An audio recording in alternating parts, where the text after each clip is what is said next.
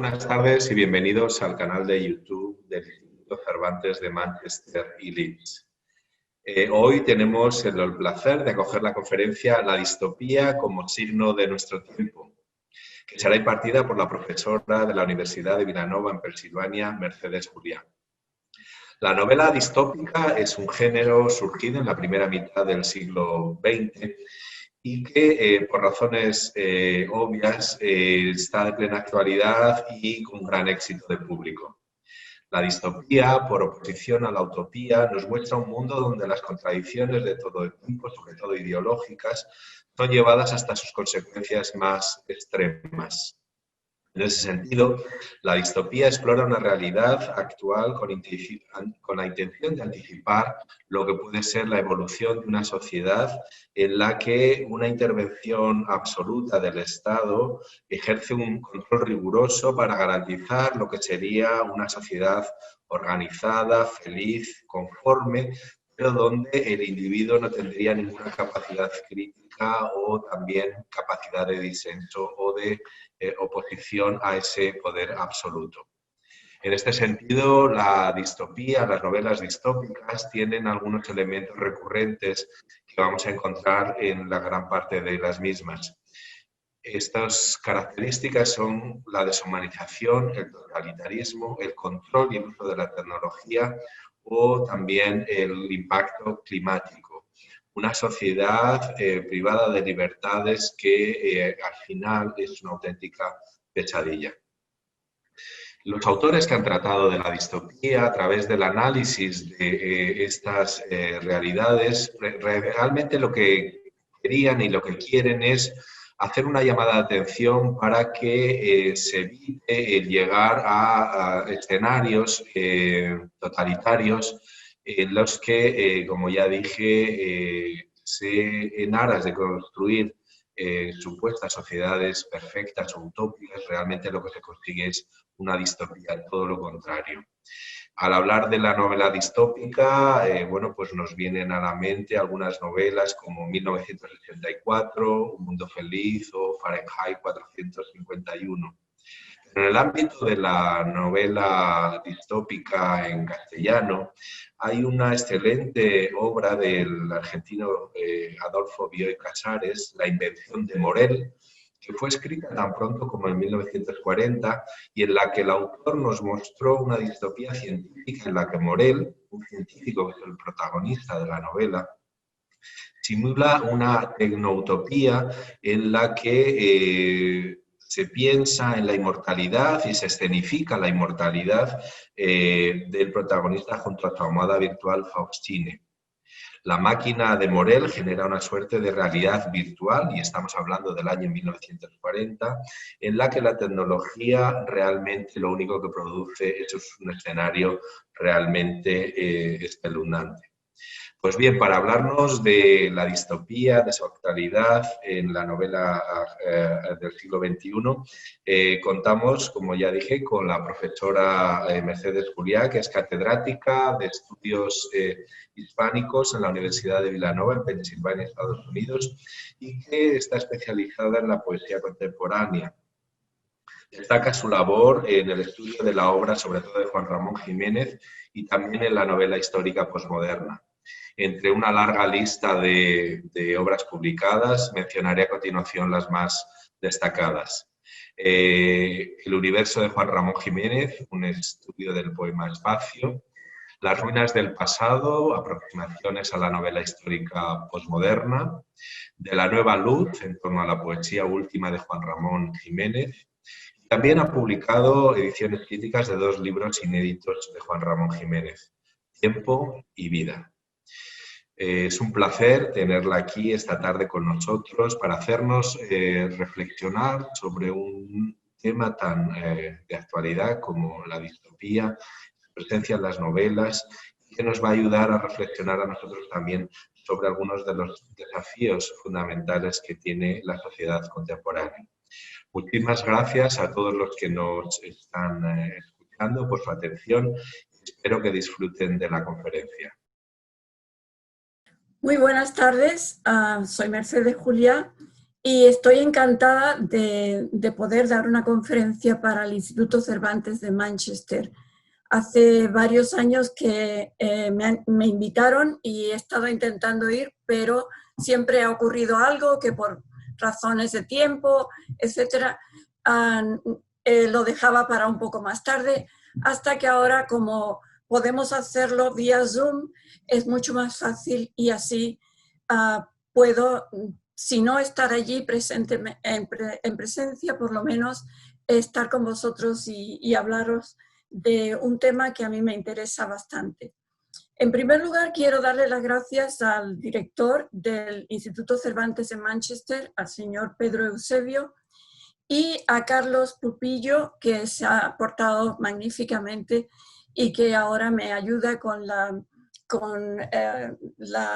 el uso del Zoom y todo esto para dar la conferencia. Como les decía, pues estoy ahora mismo sentada aquí en casa, pero muy cerquita de la Universidad de Villanova, que se encuentra en las afueras de Filadelfia. Y hace un día precioso de otoño. Yo quiero hablaros de un tema que a mí me ha interesado en los últimos tiempos porque se trata de un tema que hoy en día está muy candente. Y es sobre los signos de nuestro tiempo, la distopía que estamos observando en la sociedad de hoy. He dividido la charla en dos partes porque la primera trata de la utopía. La primera parte se titula Utopías en busca de la sociedad perfecta. Y la segunda parte es donde ya comienzo a hablar de las distopías del mundo moderno. Bueno, entonces comienzo con las utopías. Una de las preocupaciones mayores de los seres humanos ha sido y sigue siendo encontrar la forma de vivir felices. Y para eso es necesario saber relacionarse con otros individuos en comunidad, puesto que las personas son, como decía Dostoyevsky, por naturaleza animales sociales. Así, desde tiempo inmemorial, filósofos, escritores, poetas, economistas, periodistas se han interesado y siguen interesándose en encontrar la mejor forma de alcanzar esta meta. Citaré algunos ejemplos muy pocos conocidos de tratados sobre esta cuestión. Por ejemplo, los filósofos atenienses Sócrates y Platón, hace aproximadamente 2400 años, pensaron en un gobierno idóneo donde las personas pudieran vivir bien y tranquilas. Platón creó las bases de dicho gobierno en la República, un tratado filosófico donde los tres elementos que, según el filósofo, componen la compleja naturaleza humana, razón, sentimientos y necesidades o apetitos físicos, se tuvieran en cuenta al diseñar el mejor gobierno para los ciudadanos. Así idearon una nación formada por tres grupos de personas, en concordancia con los tres elementos que componen la naturaleza humana o alma, según la llamaba Platón: el espíritu, el cuerpo y el cuidado de estos. Estructurada jerárquicamente, los guardianes elegidos por otros guardianes serían los encargados de gobernar la República, dadas sus capacidades intelectuales y espirituales. Les seguirían los militares, a quienes se les delegaría la defensa de la República, y para eso entrenarían continuamente y estarían en estupenda forma física. La clase productora, compuesta de labradores, artesanos y comerciantes, sería la encargada de abastecer a la comunidad de las necesidades materiales. Estos últimos vivirían en familia, cuidarían de sus hijos y apelaría por consiguiente a las necesidades corporales de los individuos.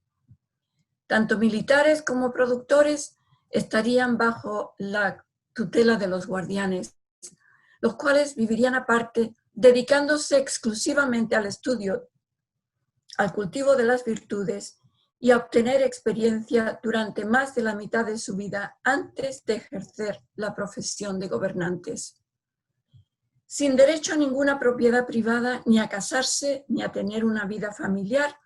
Los guardianes llevarían una existencia parecida a la de la vida monástica, aunque sí podrían tener hijos, ya que Platón creía que la inteligencia se transmitía genéticamente. Es importante señalar que esta sociedad pensada por Platón no era una democracia, porque para el filósofo solo deberían gobernar las personas más preparadas e inteligentes y por consiguiente serían elegidas por los guardianes. Otro dato muy singular para aquel tiempo es que las mujeres, por ser para Platón igual de inteligentes que los hombres, debían ser seleccionadas a la par de los hombres para ser guardianes, militares o productores. Las mujeres de la República tendrían los mismos derechos que los hombres y participarían junto con estos en las tareas de gobierno, defensa y abastecimiento. La República concebida por Platón era aristocrática en el sentido de que solo los mejores serían elegidos para gobernar, ya que según el filósofo, la República estaría sustentada en el conocimiento esencial de lo que era justo y verdadero. Cualquier otro tipo de gobierno basado en el poder o en la riqueza de unos pocos sería condenado por Platón. Después de la muerte de Sócrates, Platón realizó algunos viajes. Hacia el año 390 a.C., Platón se encontraba en la Magna Grecia y en Sicilia, ligado al círculo de los pitagóricos. En este viaje, el príncipe siracusano Dion introdujo a Platón en la corte del rey de Siracusa, Dionisio el Viejo, a quien Platón le expresó su deseo de hacer reformas gubernamentales para mejorar la vida en sociedad e intentó poner en práctica sus ideas políticas. El resultado fue desastroso, ya que en la sociedad había tensiones, envidias y también en la filosofía, las teorías de Platón, había detalles que no habían sido previstos como un sistema para evaluar a los propios guardianes. Al final lo enviaron como prisionero de guerra a Esparta y por fortuna un amigo suyo pudo rescatarlo. 2 veces más, en el año 367 a.C. y en el año 361 a.C., Platón hizo intentos de intervenir en la política en Sicilia y estas intervenciones también fracasaron. La República de Platón es una de las primeras utopías del mundo antiguo que conocemos y que se cita en Occidente como proyecto de vida en sociedad.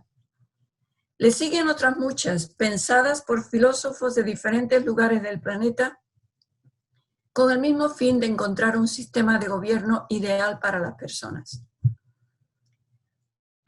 Aristóteles, en el siglo IV a.C., escribió La Ética a Nicómaco, un tratado donde el filósofo sentó las bases para que el individuo pudiera ser feliz, proporcionando consejos específicos de cómo alcanzar una existencia basada en la virtud. Pues para el filósofo ateniense vivir de una forma virtuosa sería el principio fundamental para estar tranquilo y ser feliz.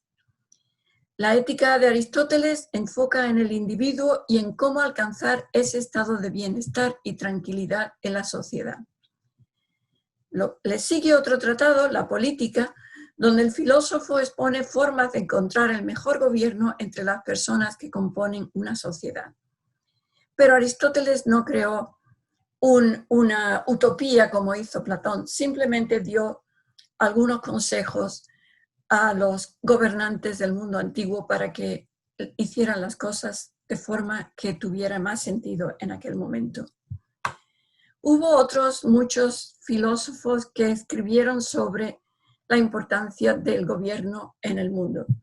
Entre ellos, por ejemplo, Hipódamo de Mileto, etc. Frente a las propuestas de gobierno pensadas por grandes filósofos y políticos de Occidente, los escritores de ficción también se preocuparon por la felicidad de las personas y a lo largo de los siglos propusieron ejemplos de vida en sociedad y gobiernos donde los individuos pudieran vivir bien.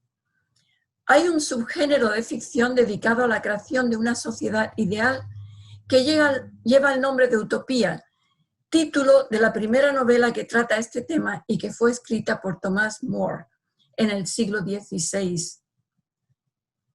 La palabra utopía proviene del griego u, que significa no, y topos, que significa lugar, literalmente ningún lugar.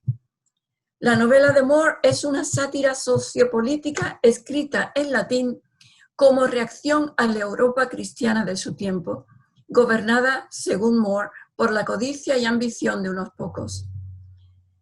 El pensador concibe en este libro una sociedad perfecta, parecida a la vida y costumbres monásticas.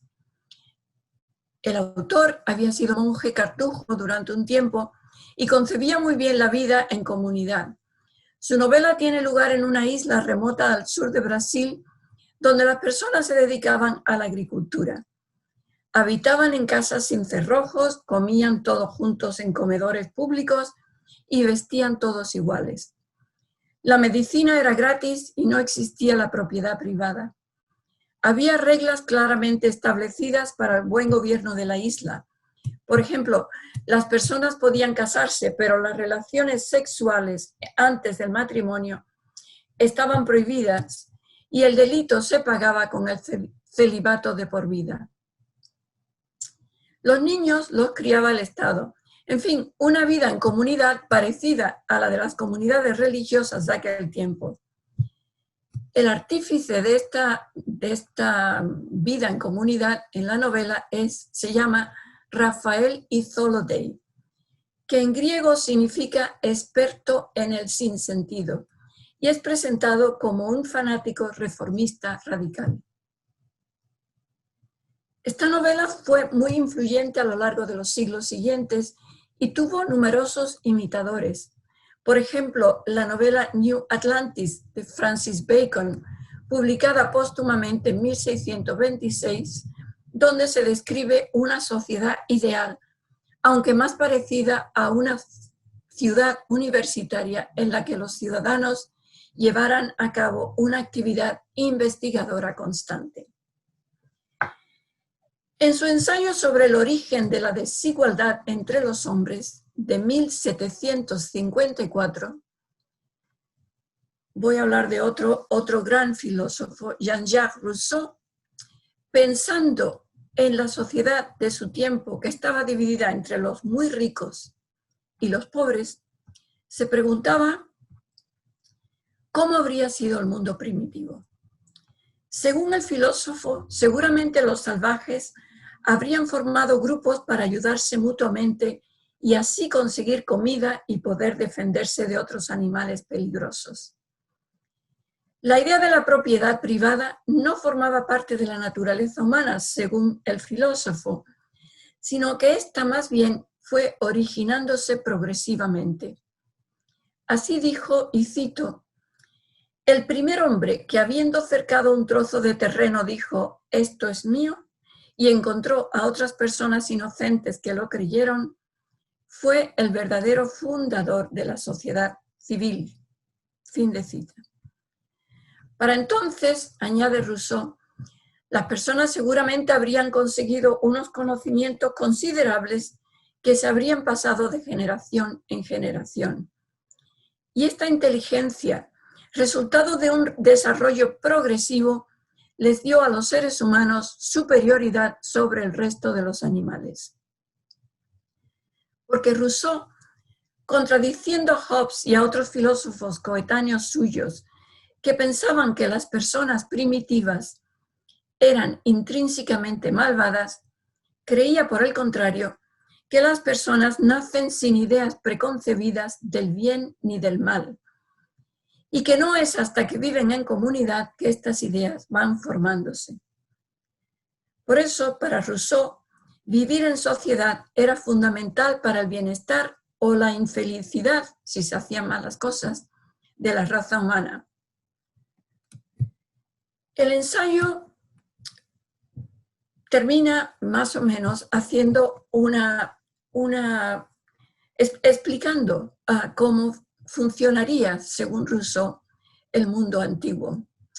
Pero hay otro ensayo donde Rousseau sienta las bases de un gobierno donde las personas puedan vivir felices y tranquilos.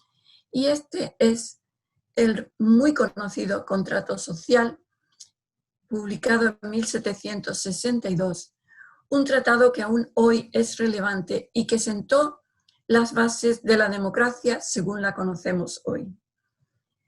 El autor se quejaba porque después de la publicación de este ensayo, y cito, los críticos habían relegado el estudio junto con la República de Platón a la tierra de las quimeras. Fin de cita.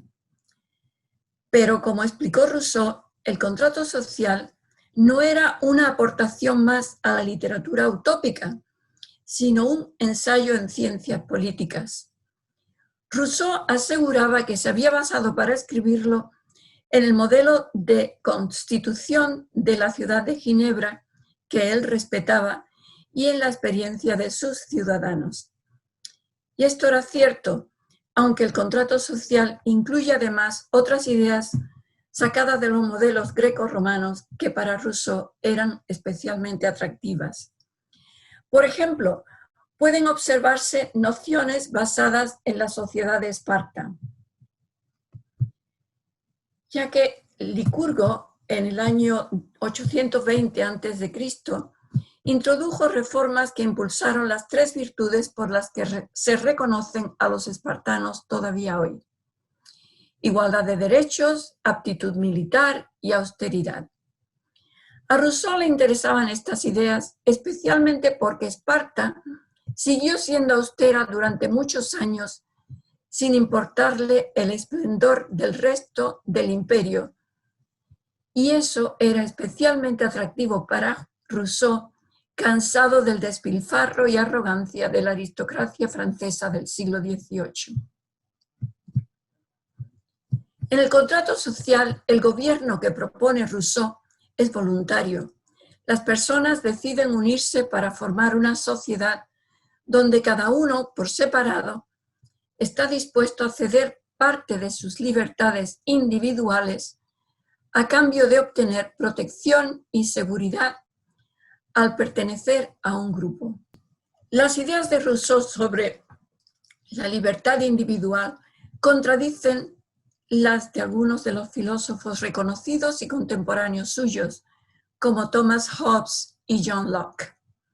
Según Hobbes, las personas tenían que elegir entre ser gobernadas o ser libres, puesto que al ser parte de una comunidad estaban obligados a obedecer las reglas establecidas.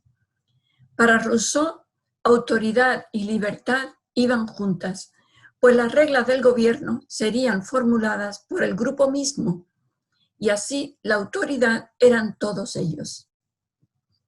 John Locke relegaba la responsabilidad a los representantes del gobierno, quienes serían los encargados de unir libertad y leyes.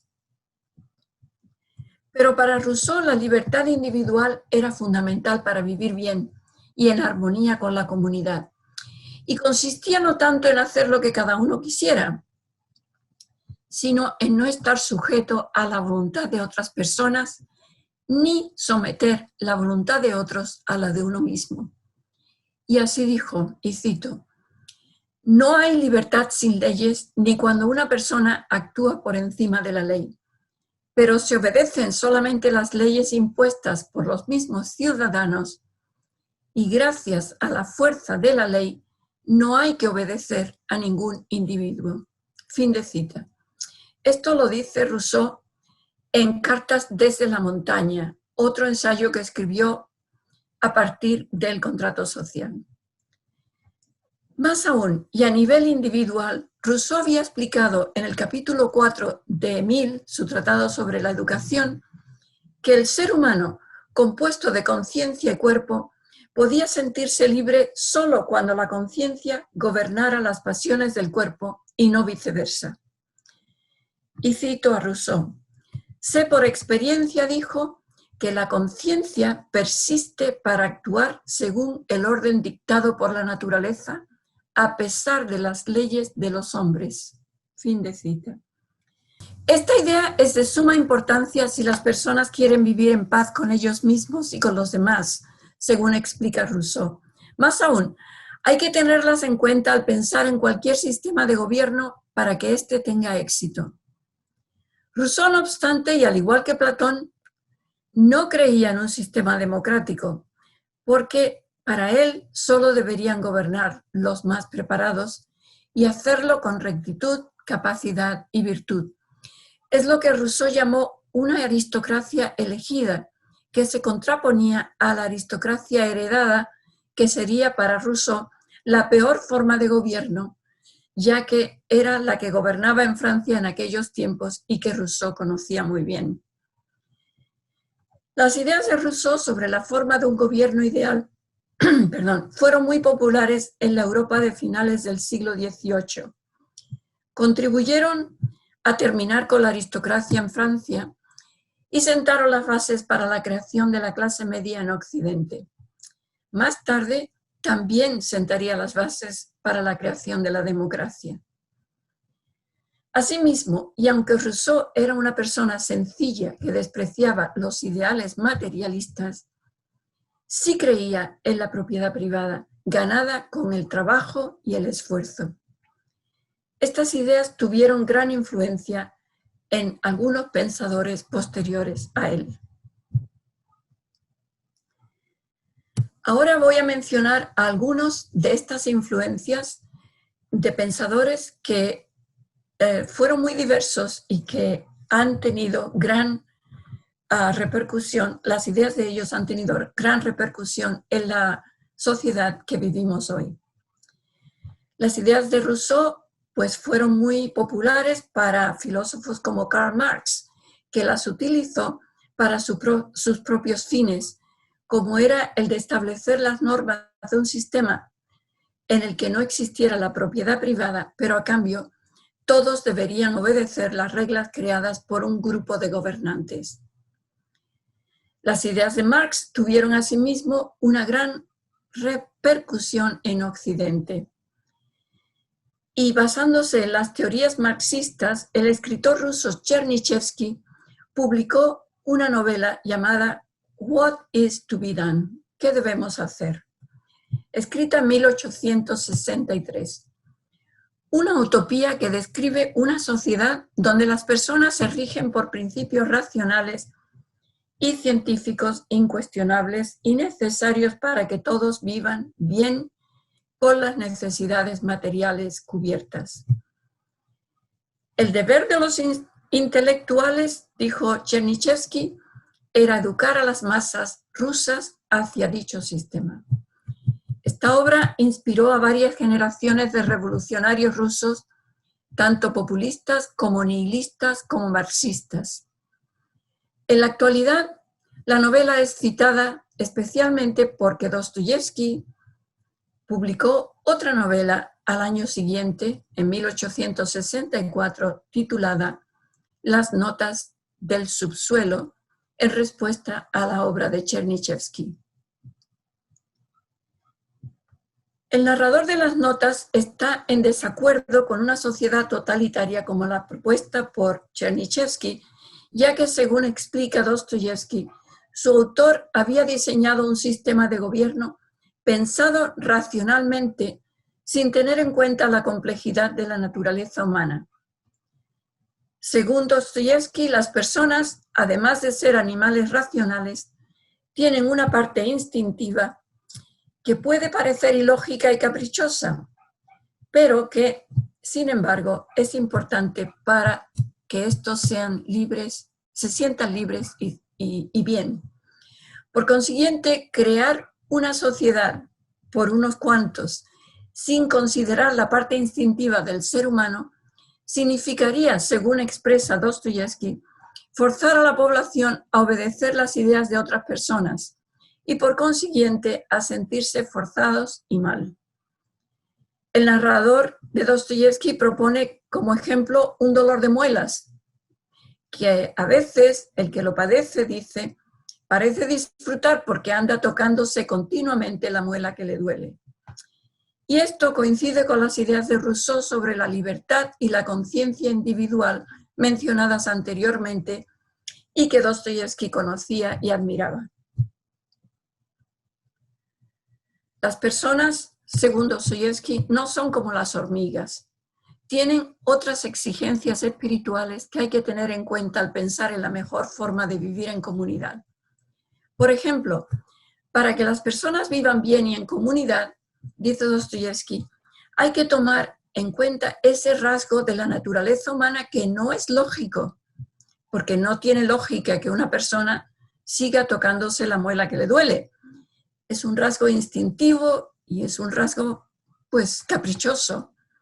Y esto sugiere, como explica otro filósofo, Gregory Claeys, en un estudio reciente sobre utopías y distopías, que toda utopía lleva consigo la distopía, esto es, un final desastroso, ya que el problema principal de las mismas es que toda utopía o diseño de unos cuantos tiene como precio la libertad, la pérdida de la libertad individual.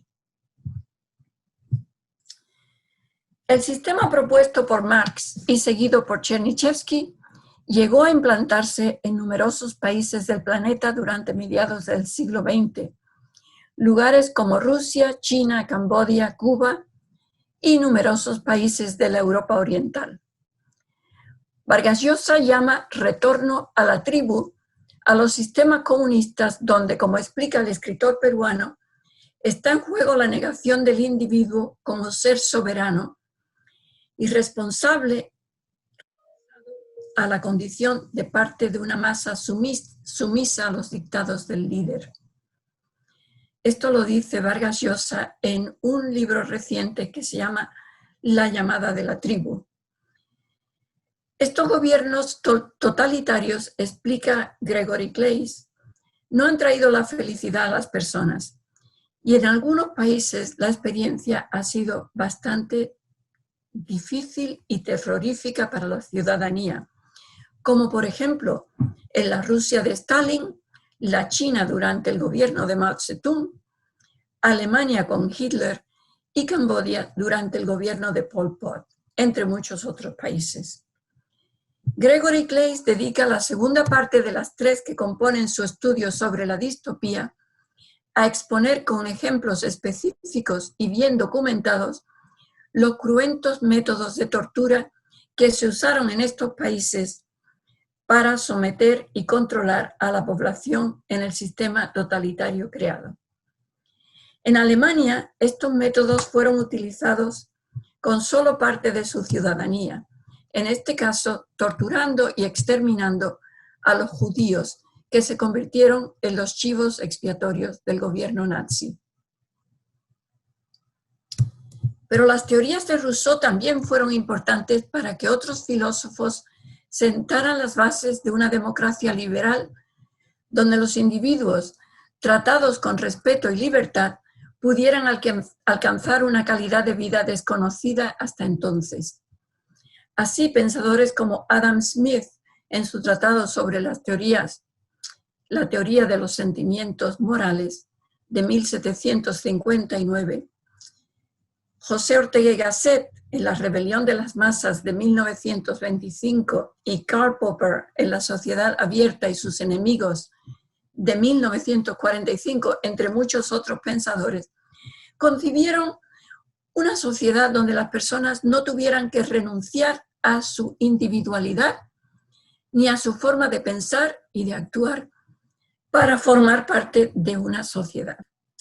El gobierno, este nuevo gobierno, basándose en una constitución con leyes específicas y votada por todos, aseguraría a la población igualdad de oportunidades, respeto a los derechos humanos y consideración al individuo y a sus logros e ideas. La propiedad privada, ganada con el esfuerzo y la capacidad de cada uno, sería asimismo respetada. El resultado de estos gobiernos democráticos liberales aunque aún con muchas imperfecciones, ha sido muy positivo en los países occidentales, como los que componen en estos momentos la Unión Europea, Inglaterra, Canadá, los Estados Unidos y otros, y ha permitido que las personas vivan bien, sintiéndose libres y protegidas. No tengo tiempo en esta conferencia de exponer algunas de las ideas más importantes de estos pensadores, pero baste decir que todas ellas están basadas en el respeto por la dignidad individual, junto a las leyes necesarias para defender los derechos de todas las personas en la comunidad. Esto es el fin de la primera parte. Bueno, pues seguimos con la segunda parte, que se titula Los signos de nuestro tiempo, distopía y sociedad. La palabra distopía, según explica Gregory Claeys, significa un lugar triste y aparece usada por primera vez en la década de 1740. Según Claeys, utopías y distopías no son términos opuestos, sino extremos del estado en el que se encuentra la sociedad. Cualquier obra sobre el desajuste de la sociedad o sobre el colapso de una empresa social es una distopía. Las definiciones actuales consideran que una distopía puede ser apocalíptica o postapocalíptica o ninguna de las dos cosas, pero siempre es anti-utópica. Es como señala otra profesora de Harvard, Jill Lepore, dice, y cito, un mundo en el que las personas intentaron construir una república perfecta para darse cuenta de que lo que habían creado era una república de su... Fin de cita. Durante estas últimas décadas ya no se habla de utopías, sino de distopías. Y estas novelas se han disparado especialmente desde la publicación de la novela de Margaret Atwood, The Handmaid's Tale, de 1985. La historia de las señoritas. La historia de Atwood explora el tema de la vida subyugada de las mujeres en una sociedad patriarcal y los intentos de estas de ganar su independencia y hegemonía. En esta época, novelas sobre la libertad de las mujeres y otros asuntos pertinentes se han convertido en lectura predilecta para la mayoría de la población. Esto porque muchas de ellas fueron inspiradas en conflictos por los que ha pasado o podría pasar la humanidad. Así, lo que empezó siendo una sátira o un género parecido a la ciencia ficción, esto es, un mundo alejado de la realidad, se asemeja cada vez más a un género premonitorio o de advertencia sobre lo que puede ocurrir si los individuos no hacen algo para remediar los conflictos presentados en estas novelas distópicas. La obra de George Orwell, titulada 1984 y publicada en 1949, es un claro ejemplo de lo que vengo diciendo. Orwell se inspiró para escribir esta utopía en la Revolución Rusa de 1917 y especialmente en la era de Stalin, donde el pensamiento libre estaba prohibido y el pueblo ruso era controlado por una continua vigilancia de la policía del régimen. Los ciudadanos sufrían un lavado de cerebro permanente. En la novela hay un juego de opuestos que funciona como si fueran sinónimos. La guerra es la paz, dice, y la esclavitud, la libertad. Se trataba de crear confusión para, en última instancia, destruir la dignidad y la humanidad de las personas y así poder controlarlas completamente. Mundo Feliz, de Aldous Huxley, una novela escrita y publicada en 1932, es otra sátira basada en un mundo futurista donde un grupo selecto de personas en el poder controlan por medio de la inteligencia artificial, la tecnología y la manipulación psicológica a las personas del planeta.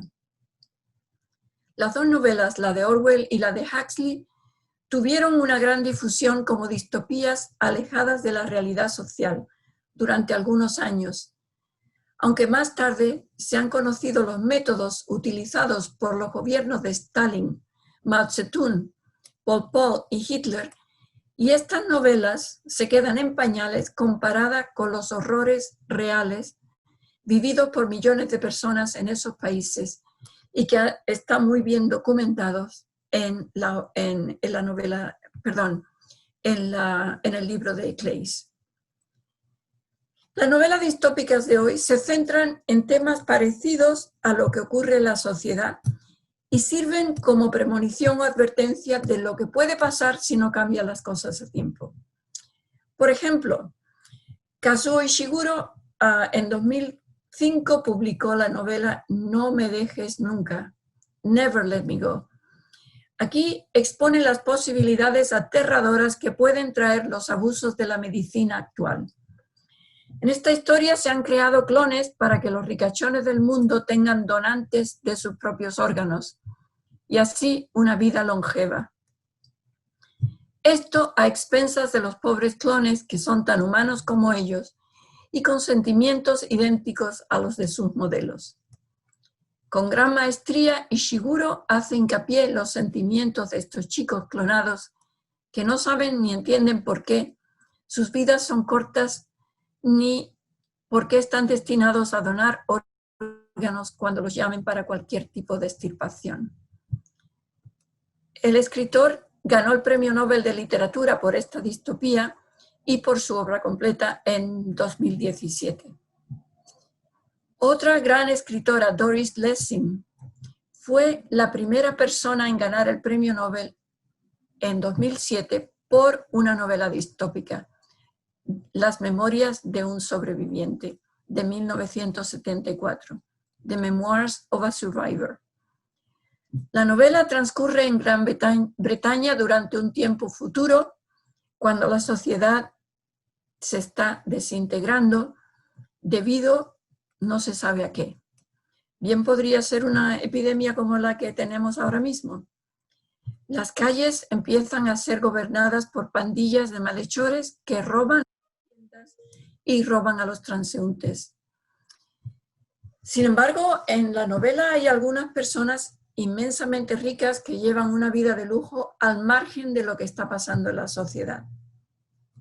No obstante, casi al final de la novela, grupos de ciudadanos deciden colaborar para mantener un mínimo de ética y alguna moralidad. Lessing estudia el proceso psicológico por el que las sociedades muy avanzadas empiezan a degenerar y vuelven una vez más al mundo de la tribu. La sociedad en la novela de Lessing es parecida a lo que estamos viviendo hoy en día en algunos sectores del mundo desarrollado, como son los Estados Unidos. Otro ejemplo de distopía sería Lágrimas en la lluvia, una novela de Rosa Montero de 2017, donde se expone el abuso de la tecnología y la manipulación mediática. En la novela se ha desatado una situación de locura colectiva a nivel mundial y esta situación es insostenible. Bruna Husky, la protagonista, es un androide a quien se le ha instalado la memoria de una persona y por consiguiente tiene los mismos sentimientos que cualquier ser humano. En la novela, Bruna debe descubrir por qué la población de la Tierra está muriendo. Mientras ella trabaja para conocer los móviles que causan las muertes de tantas personas, otros manipulan un archivo central para ir modificando los datos y confundir así a los que están tratando de averiguar qué es lo que pasa. Estas novelas sirven para conocer mejor los motivos que impulsan estas acciones. Por ejemplo, hoy en día estamos viviendo una pandemia mundial debido al coronavirus, que en cuestión de varios meses ha matado a más de 1 millón de personas en el mundo. Las ciudades, las tiendas, los negocios han cerrado y por consiguiente la economía mundial ha sucumbido. Por si esto fuera poco, en Estados Unidos la situación se ha agravado por el asesinato sin causas justificadas de un hombre de color, George Floyd, a manos de la policía en plena calle. Acto que además fue grabado y pudo ser visto en televisión por millones de personas. Este suceso ha causado una gran conmoción y protestas contra la discriminación social a nivel mundial. Cada vez con mayor intensidad presenciamos cómo los gobiernos del mundo, ya sean de derechas o de izquierdas, manipulan y controlan a la ciudadanía por medio de tácticas que se vuelven cada vez más totalitarias y despóticas. Esto para conseguir gobernar sin escrúpulos, desobedeciendo las leyes establecidas y sin tener que dar cuenta de nada a nadie. El reconocido lingüista Noam Chomsky escribió recientemente un ensayo sobre la manipulación mediática, donde enumera una serie de tácticas que los principales gobiernos del mundo occidental ejecutan en la actualidad para controlar a la población. Entre estas tácticas voy a mencionar aquí 3. Una, los gobiernos fomentan la ignorancia y la mediocridad, brindando información vulgar y contenido de baja calidad. Porque un pueblo que no piensa y se nutre de basura es más fácil de manipular. 2. Se crean sentimientos de culpa para generar en las personas la idea de que su sufrimiento y su falta de recursos se debe a su poca inteligencia o poco esfuerzo. Y 3. Se conocen los deseos y debilidades de las personas gracias a las redes sociales, y esta base de datos sirve para manejar la voluntad de las mismas por medio de estrategias psicológicas. Estos son citas de Chomsky. Las estrategias gubernamentales descritas por este gran lingüista son muy parecidas a las encontradas en las historias distópicas actuales. Y es que estas novelas se están convirtiendo cada vez más en espejo de lo que está pasando en la sociedad. Exponen con ejemplos gráficos hasta dónde pueden llegar las cosas si no se ponen remedios para mejorar la situación. Tanto es así que por cada problema que encontramos en la sociedad, hay varias distopias que tratan el tema desde distintos ángulos y en distintos países. Por ejemplo, el calentamiento global es un tema favorito de las novelas distópicas. Causado por la emisión de los llamados gases de invernadero, producidos por los combustibles fósiles de los coches, de las fábricas y de la producción de electricidad. El gas responsable es el dióxido de carbono, CO2, y desde 1990 las emisiones anuales han aumentado más del 20%.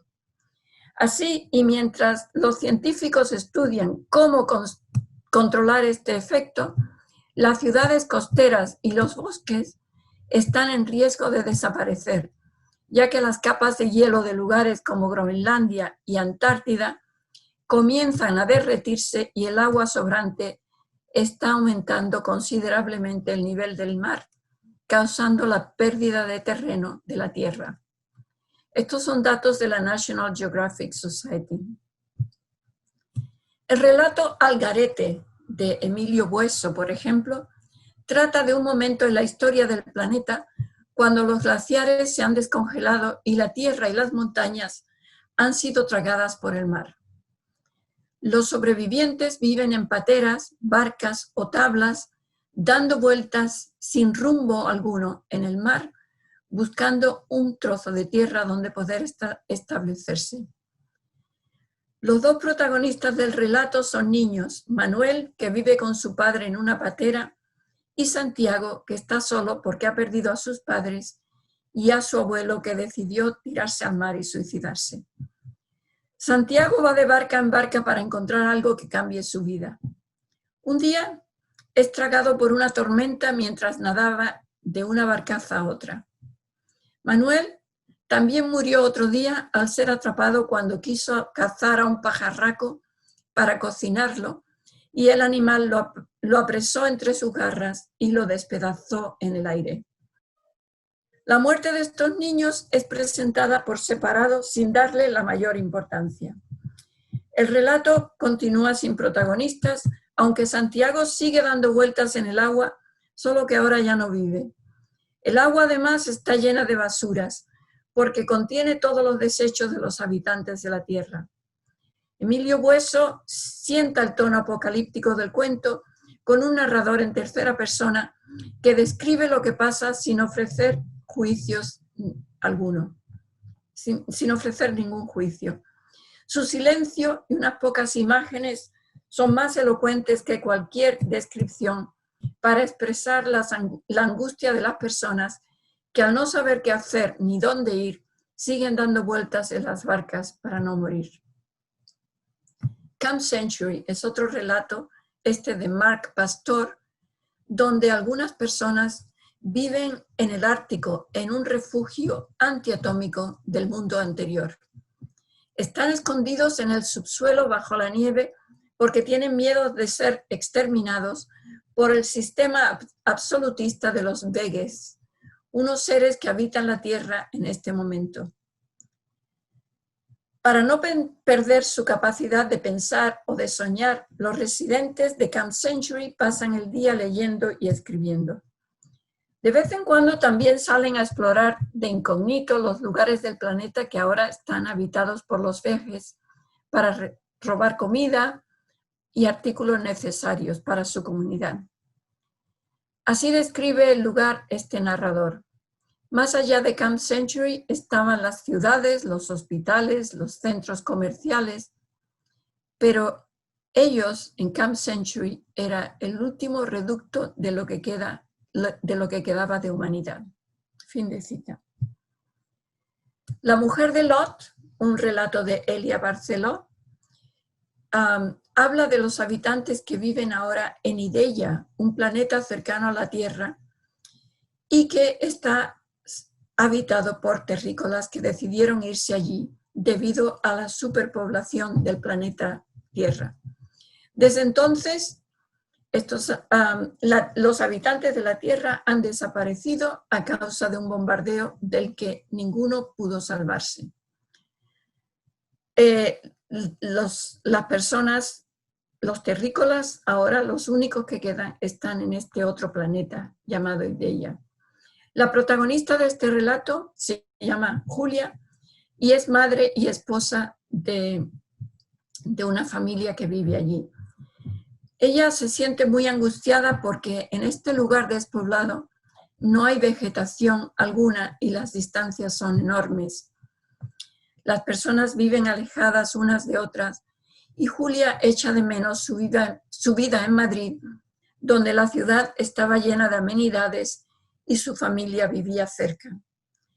Ahora pasa los días sola en casa, esperando que llegue el marido, que trabaja a varios días de distancia.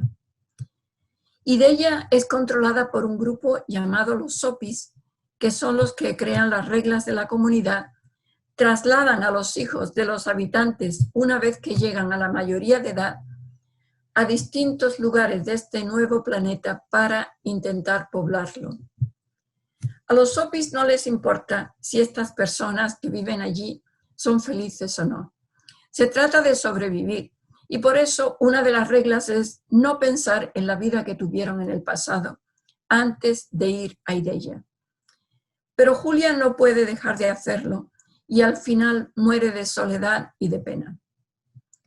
Podría seguir poniendo ejemplos de novelas que tratan otros asuntos, como la ignorancia que rige a la sociedad, el abuso de la vida tecnológica, como los clones, como los trones, pero baste decir que las ficciones distópicas comparten muchas características entre sí. Y voy a mencionar algunas de ellas. Todas son deprimentes, comienzan mal y acaban mucho peor. Las personas viven bajo sistemas totalitarios que controlan y vigilan todas sus acciones. La vida humana no tiene mucho valor ni sentido y puede acabar rápidamente y sin consecuencias para los que causan el crimen. Si las personas no obedecen las reglas establecidas, dejan de vivir. Un grupo pequeño de personas controla a todas las demás, pero ninguno sabe mucho sobre ellos, ni dónde ni cómo viven, ni siquiera quiénes son. Hay un denominador común y es la gran cantidad de habitantes que tiene la Tierra y por consiguiente la falta de espacio en la misma. El estilo de vida sin ningún respeto por la naturaleza es responsable de la exterminación de las especies, de las pandemias, de la cantidad de basura que hay en todas partes y en los mares, de la discriminación hacia los indigentes, que son la mayoría y viven en barrios decadentes. Curiosamente, hoy en día, y dados a elegir, la gente prefiere leer estas distopias porque son las que mejor reflejan sus propios miedos y sentimientos de desamparo. La influencia de estas novelas y ahora también películas, junto a lo que está pasando en la sociedad, está incitando a muchas personas a actuar. Así, escritores y profesionales de diversas disciplinas se dirigen a la población por medio de las redes sociales para concientizarlos e instarlos a leer, educarse y cambiar. Y voy a citar algunos ejemplos. Greta Thunberg, la niña sueca que es muy conocida actualmente, es la que mueve las protestas contra el cambio climático a nivel mundial. Jean-Antoni Melé, un banquero español creador de la banca ética, se dedica a dar conferencias por el mundo sobre las verdaderas prioridades que deben asumir las personas. Porque como él mismo se pregunta, ¿cómo es posible que un 1% de la población controle el 99% del capital del mundo, mientras que el resto tenga que vivir con el 1% restante? Melé sugiere dejar de lado el enfoque en lo material y en los valores establecidos por la sociedad, como son la ambición de ser cada vez más y de tener más. En su lugar propone una vida mucho más sencilla, con más tiempo libre para disfrutar. Estas ideas de Melé se están haciendo cada vez más populares. En los Estados Unidos, algunas empresas fomentan el uso de la meditación en el trabajo. Y esto para que los empleados se relajen y vivan con menos estrés, debido a los esfuerzos de algunas personas como Arianna Huffington, quien en su libro Thrive está redefiniendo qué significa tener éxito en la sociedad. Para Huffington, tener éxito significa vivir de una forma más sabia y auténtica, y ella misma lo lleva a la práctica en su vida y también en las empresas que está creando. Otras personas como catedráticos, escritores, ofrecen clases de literatura, de filosofía o poesía gratis utilizando la web para educar a la ciudadanía.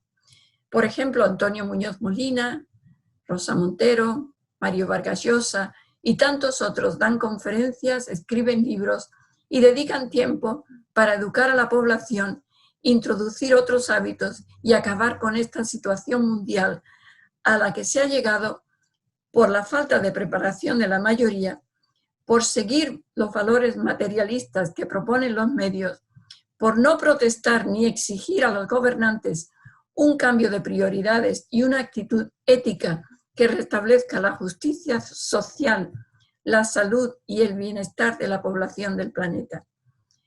Estas iniciativas, junto a las protestas a nivel mundial contra la discriminación, contra la ambición y contra el abuso de unos pocos gobernantes, ofrecen quizás una chispa de esperanza para que la visión del futuro terrible que presentan las distopías no llegue a materializarse. Muchas gracias.